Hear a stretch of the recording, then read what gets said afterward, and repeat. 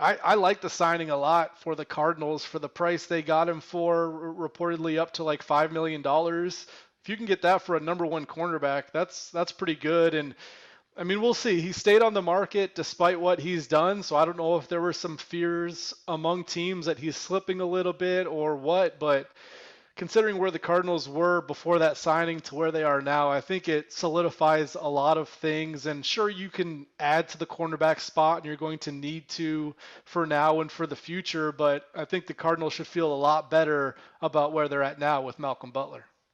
Yeah, I'm pretty sure that was his rookie season. He was an undrafted guy out of West Alabama, and he just slowly but surely worked his way into the rotation and was in either a nickel or a dime package at the very end, and then the rest is history. And so, okay, what do the Cardinals do now? The rest, are they set going into the draft, Darren? Obviously, we've seen some reports. Quinn Dunbar is scheduled to visit the Arizona Cardinals. He had a heck of 2019 season for the Washington football team. And then he spent all of last season. Based on the reports I saw out of Seattle going through the archives, he showed up in August dealing with an injured knee and was just never right all of last year, was only active for 6 games. They put him on the IR at the end. But I'll tell you what, having been down on that field for the first game and seeing him field level, a 6'2" corner, legit 6'2", he's imposing. There's no doubt. Quentin Dunbar.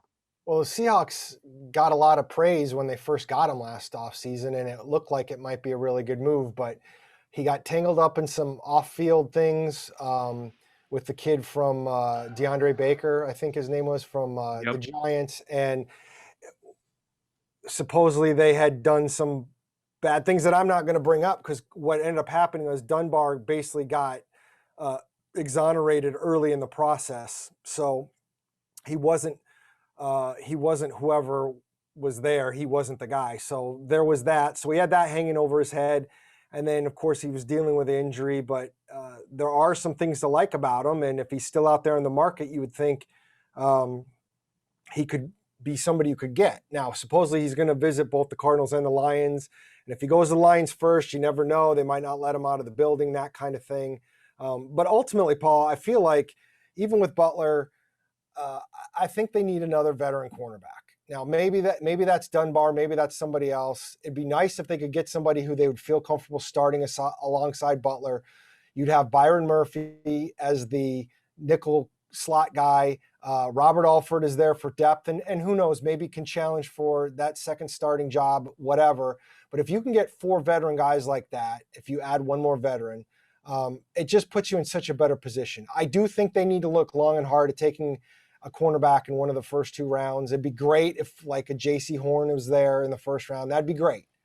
But if you can go into the draft not having to have that, then you're not forced into a pick that you really don't want. And that's what they did last year when they signed Devondre Campbell and they, signed Jordan Phillips to make sure that they didn't have to take a defensive lineman. They didn't have to take a linebacker, so that when Derek Brown went number 7, who they were ready to take if Simmons had gone 7 to the Panthers and take Derek Brown. Well, when Derek Brown went, you already had the defensive lineman.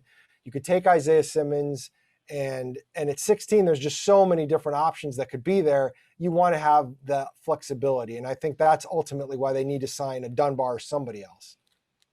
Yeah, so if you had Malcolm Butler and then Robert Alford, Byron Murphy, you had that 4th guy, and then it's not as easy to discern where the Cardinals might be leaning in round 1, whereas every single mock draft these days has them taking one of the 3 cornerbacks. Well, maybe not so much, right, Kyle? Yeah, I think, like Darren's saying, if you get one more, then you're in a pretty good spot. And you look at the Cardinals contractually right now. I mean, these next 2 years, they have a lot of people under contract. And after that, they almost have a clean slate. So you could go a lot of different ways with who you think is the best talent. And I think that's what they need to do to kind of build it up for the future. So many of these guys are on 1 or 2 year contracts that you kind of have this clear window of these next 2 seasons. And then you're going to extend Kyler Murray, and you're going to have him and DeAndre Hopkins and Budda Baker as these 3 main guys.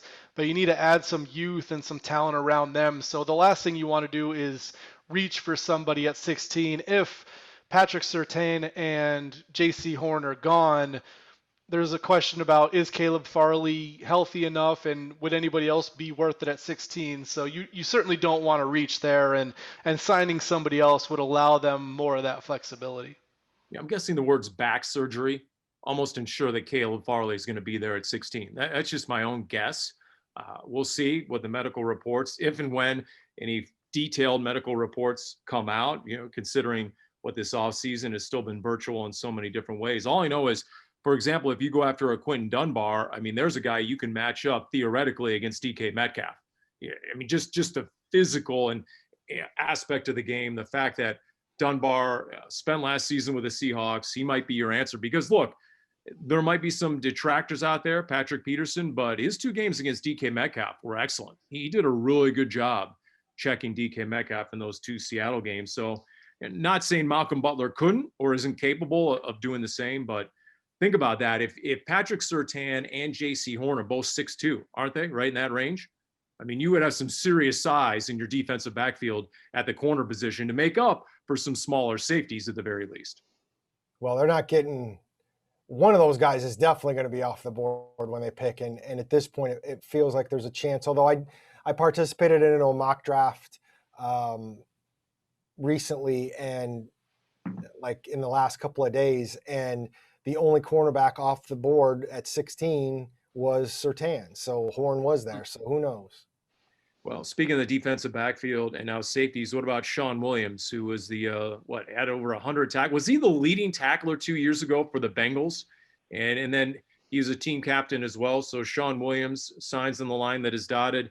Darren, what else do we know about the Bengals guy? More of a special teams guy, you think, for the Cardinals? I mean, he was a starter for that poor Bengals team a couple of years ago. And then they brought in a free agent, I think it was Von Bell, to replace him, and he was basically moved to special teams, but he did a great job. By all accounts, he's one of those guys that took the demotion well. He's all about the team. I've heard that from multiple sources, both things I've seen online and a couple of people that I've talked to, that he will always put the team first. And so he'll do what he needs to do. And I like it because not only is he a captain, not only is he a special teamer that can kind of slip in, and who knows, maybe he's the guy that replaces Trent Sherfield on special teams, but he's also a guy that if you have some injuries on the back end, maybe you can drop him into the lineup and you feel a little bit more comfortable that if Budda Baker gets banged up again, or Jalen Thompson. I mean, they played Chris Banjo a ton on defense last year, and they did bring Chris Banjo back. I think in a perfect world, Chris Banjo is mostly playing special teams for you. So maybe Sean Williams gives you a little bit more flexibility there. And Jalen Thompson barely played last year. Now you hope, knock on wood, right? That's not going to be the case this year. But you were left a little short, a little inexperienced at that safety position after Jalen Thompson was injury plagued. Yeah, we talked about that Carolina game and was it leadership or not, but I think having the safeties out in that one was a big thing to me. When you didn't have Budda, you didn't have Jalen, you didn't have Chris Banjo. I think it was maybe Deontay Thompson and Curtis Riley, but I know they were missing at least 3. So this is a hedge against any injuries there. I think if Budda Baker and Jalen Thompson stay healthy, I feel like that's a duo that could be one of the best safety tandems in the league, because I believe in Jalen Thompson's talent that much, but he was hurt so much last year that I think you do need to make sure that you have somebody backing up both those guys. Budda Baker's diminutive and he plays so hard that, it wouldn't be a shock if he gets hurt at some point next season because he's such a wrecking ball out there. So I think it's definitely a good idea to have that third safety. And Cardinals have a long line of talented safeties going back several years, and a lot of times it was 3 guys that they moved in and out because Tyrann Mathieu was basically a slot cornerback / safety. But yeah, I think if Sean Williams shows that he can play well, you're going to so much of a nickel and dime package league that maybe he could see the field or just be that very much insurance type depth.